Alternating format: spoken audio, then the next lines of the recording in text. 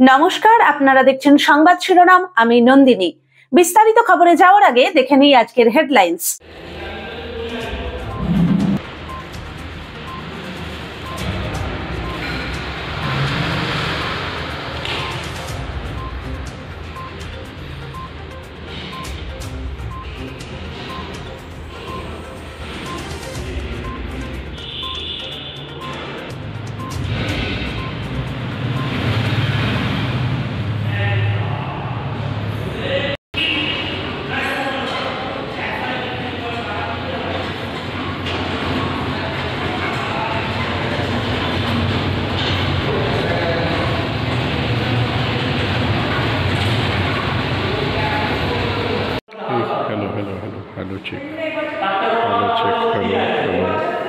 Hello check.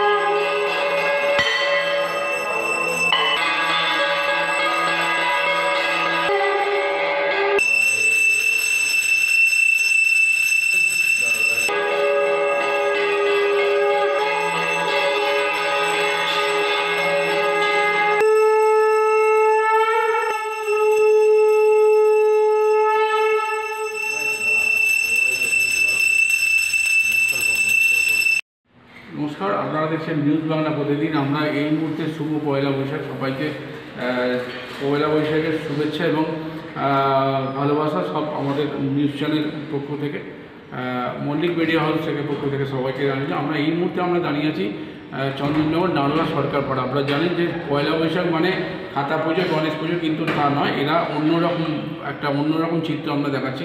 নাড়ুয়া সরকার পাড়া জগদ্ধাত্রী পুজোর কাঠামো পুজো শুভ সূচনা হয়ে গেল, কাউন্টডাউন শুরু গেল। নভেম্বরে পুজো, তাই তো?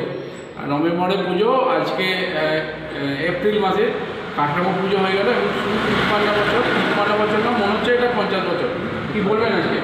প্রথমেই তো শুভ পয়লা বৈশাখ সবাইকে, এবং আমাদের কমিটির পক্ষ থেকে সমস্ত আমাদের যারা আমাদের এই সরকারপাড়া বারোয়ারি আপনি যে এসে আমাদের যে মিডিয়া পার্টনার বলতে পারেন, বা আমাদের যে পুজোটাকে তুলে ধরছেন, যারা দর্শকরা দেখছে তাদেরকে প্রথমেই শুভ পয়লা বৈশাখের প্রীতি ও শুভেচ্ছা আমাদের কমিটির পক্ষ থেকে। এবং আমাদের পয়লা বৈশাখের কাঠামো পুজো মানে জগদ্ধাত্রী পুজো, আমরা শুধু পয়লা বৈশাখ কাঠামো পুজোর মাধ্যম দিয়ে পুজোটা শুরু হয়, কিন্তু জগদ্ধাত্রী পুজো আমাদের সারা বছর এটা নিয়ে চর্চা করা হয়। এবং শুধু 50, 51, 52, এবছর আমাদের 53 বছর।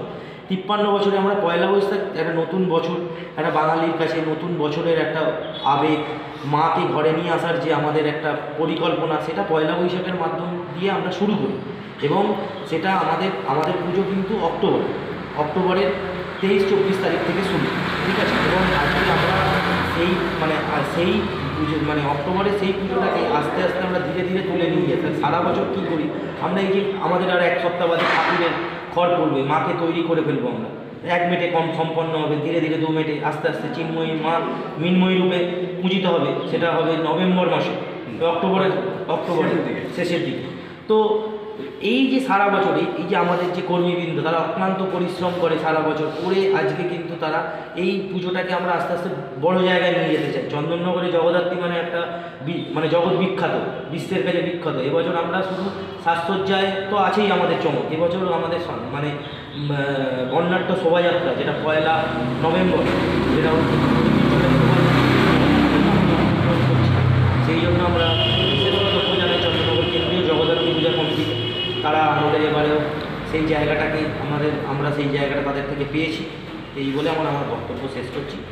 শুধু তাই না, তারা বর্ণাঢ্য শোভাযাত্রার মধ্যে দিয়েও তাদের একটা চমক আছে। এবং আর একটা চমক হয়েছিল গত বছরে আমাদের বিচারে সেরা, এবছরে কি সেই চিন্তাভাবনা আছে?